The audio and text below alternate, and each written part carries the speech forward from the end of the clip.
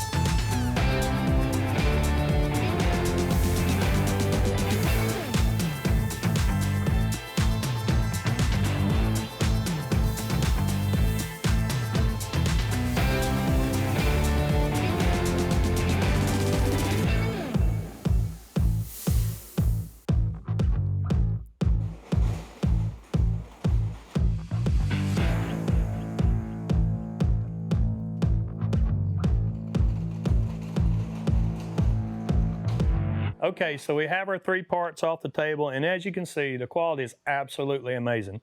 The edges are good and crisp, even on the brass and the steel. Lay the parts together, they cut exactly the same. That's the quality you can get from a fiber laser.